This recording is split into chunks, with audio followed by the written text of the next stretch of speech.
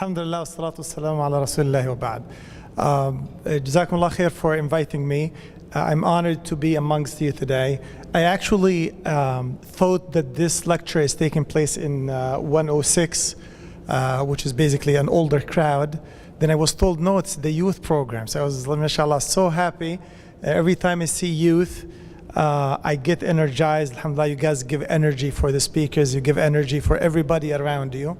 And I'm sure that you can tell that I'm no longer belong to that age group. However, I'm turning 25 soon for the second time.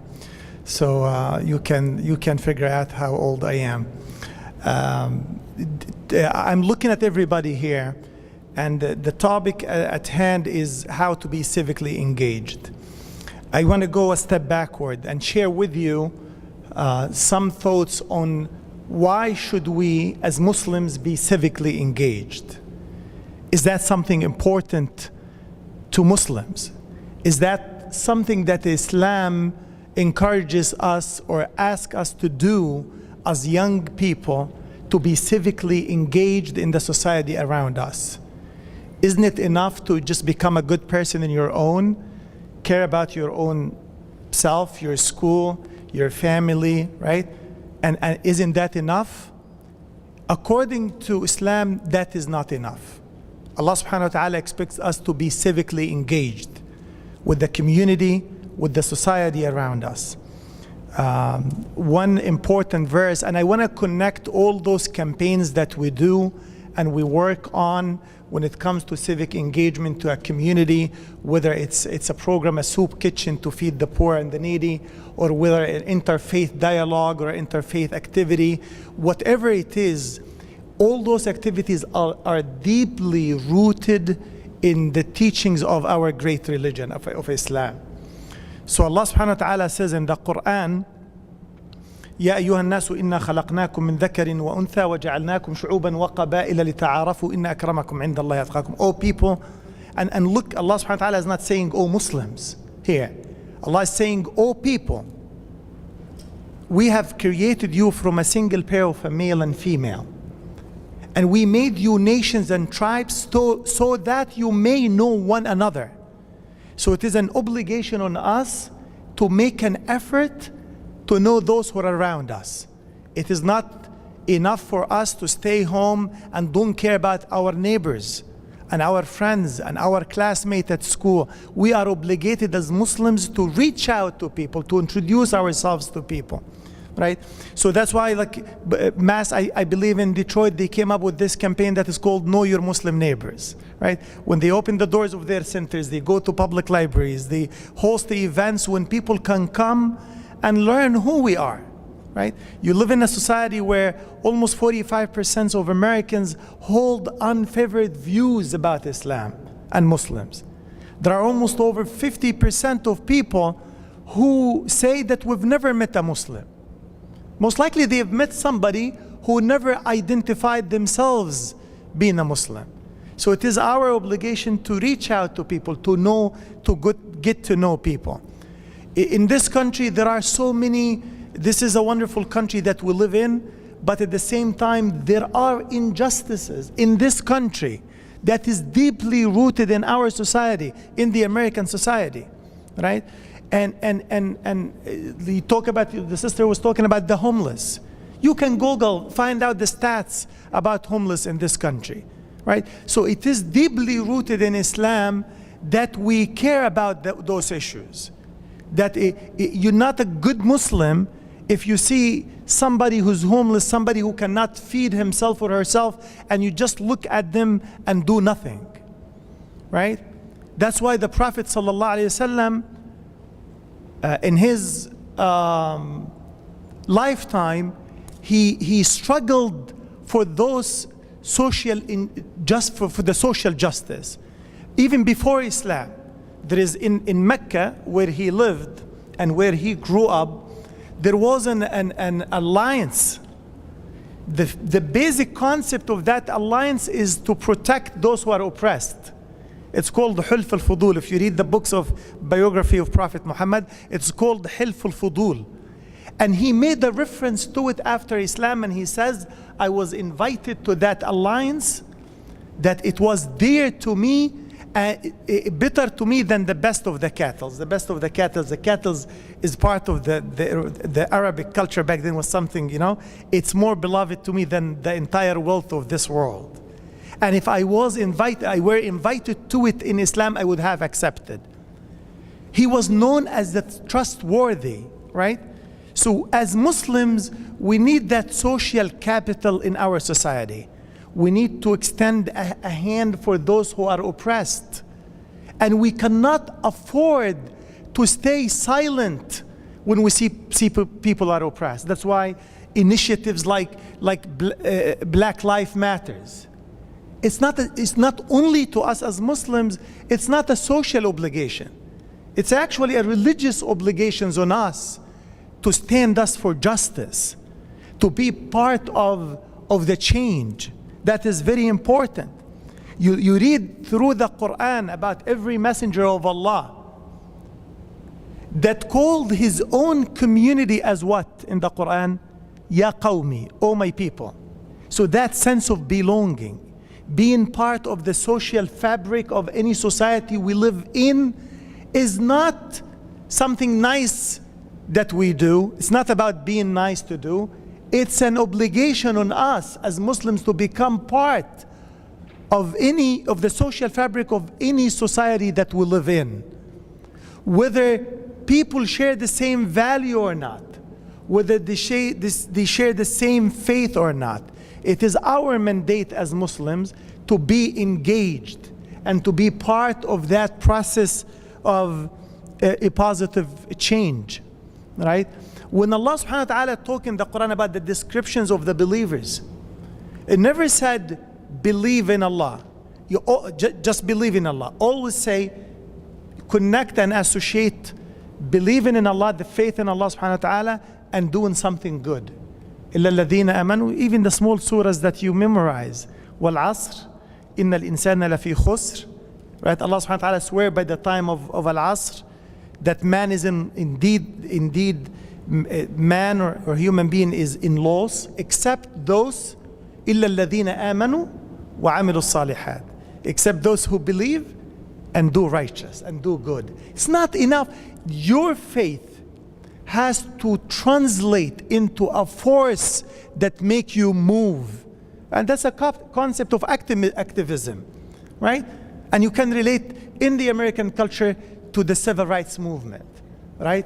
That is all connected. When people believe in something that motivate them to make a change in the society, this is part of who we are. That's why in Islam, وَافْعَلُوا الْخَيْرَ لَعَلَّكُمْ تُفْلِحُونَ. Do what is good, therefore you may achieve prosperity, right? So when you have a soup kitchen, right? Why do we do that? Because in Quran, وَيُطْعِمُونَ الطَّعَامَ عَلَى حُبِّهِ مِسْكِينًا وَيَتِيمًا وَأَسِيرًا. One of the descriptions of the believers, that they feed those who are in need, those who are hungry, those who are poor. So it's not just something that as Muslims we have the choice to do it or not to do it. We are actually obligated by the Quran to be civically engaged, to organize, to care about those who are homeless, right? To talking about that issue of, you look at the criminal justice system in this country, you see how the criminal justice system deal with a black person versus a white person, right? And you connect that in Islam when Prophet Muhammad ﷺ tells Fatima, his daughter, and he says, "Wallahi, law saraqat Fatima, laqata'a Muhammadun yadaha." If Fatima steal, if she takes something, that I would be the first one to hold her accountable. Right? I don't shy off to say laqata'a Muhammadun yadaha, to cut her hands off. Because in Islam, we don't just cut her. Islam doesn't cut the hands of people off. People who deserve their hands to be cut off are those billionaires who don't pay their taxes, are those billionaires who make their wealth out of corruptions, while thousands and millions of people are poor and hungry. But if somebody cannot find a job, or somebody live on a minimum wage, those people, their hands do not get off. The people who are in charge are the one who get the ultimate responsibility in Islam. You know, therefore, when Umar ibn al-Khattab, one of the Muslim caliphate, he brought one of his rulers and told him, what do you do if they brought you somebody who stole something? I don't shy to speak about Sharia, by the way, because Sharia is a great thing if we understand the values of Islam and the values of Sharia. So the ruler told him, I'm going to cut his hand off. Right? Bring you a thief, I'm going to cut his hand off. Then look at the understanding of Umar. He said, then if they bring me a member of your community who is hungry, I'll cut your hand off. You see the understanding? That as a community, we need to ensure that the basic needs of people have been fulfilled as a community before we hold them accountable. Right? So that social justice is deeply rooted in Islam. In the community of the Prophet Muhammad lived Bilal, who came from Ethiopia, and Suhaib, who came from Rome. Right? People came from all over the world and lived equally. Not only they lived equally, but they treated with honor and dignity. Bilal, as you all know, was a slave. And he was set free by Abu Bakr. Right? So Abu Bakr was an Arabic leader of the community. And Bilal came from Africa and he was a slave. And Umar ibn al-Khattab used to refer to Bilal and Abu Bakr by saying, Sayyiduna a'taqa sayyidana. Our leader, our master, has set free our master. Referring to Bilal, who used to be a slave, as a master of Umar radiallahu anhu, who was one of the top leaders of Mecca back then. This is important for us to understand as young Muslims. Those are 5 minutes or 5 minutes. I come originally from Egypt, or 5 Egyptians. All right, let's use a 5. All right. So we say it is important for us. This is in a society that we're talking about. This is 1400 years, not 60 years ago when women were not given the right to vote, or African American were undermined by their own governments. That's not the 60s. That is 1400 years ago. The people who come from Africa were leading members of the community of Prophet Muhammad, peace be upon them. Right? So that is very important for us. Actually, those 4 places was the gun violence campaign. And in the city of Baltimore, they went and they worked closely with the city of Baltimore and John Hopkins on an affordable housing project. So dealing with drugs, housing, homeless issues. In Minnesota, MAS has been organizing almost for 13 years the Muslim Day at the Capitol. When Muslims go to the Capitol and meet with their representative. We need to be engaged as American Muslims at different levels. Muslim voter registration campaign. We need people to get civically engaged, to be part of the society. You need to be engaged with media, right? Write a letter to an editor. You need to determine what is it that you like to do. We all create it differently. If you're interested in working with media, with voter registration, with politics, with whatever domain you like, you need to pick up a domain. The brothers and the sisters in New York, they have this program that's called Muslims Giving Back. We're giving back to the community. And you go that day every week, you see lines of people who are in need, they come to the masjid, and we fundraise for our community. A few weeks ago, I was asked by the full-time Islamic school in Brooklyn and Noor High School to fundraise for the see, this is what happened when you turn 25 for the second time. When I'm preparing you ahead to the future, to one of the Caribbean countries, to the Caribbeans, for Haiti, right? So I told them, that day we raised, I think, $8,000, and somebody matched that number. I told them, you know what? The 2 weeks before, I was on a fundraiser for MAS New York, and we raised $300,000.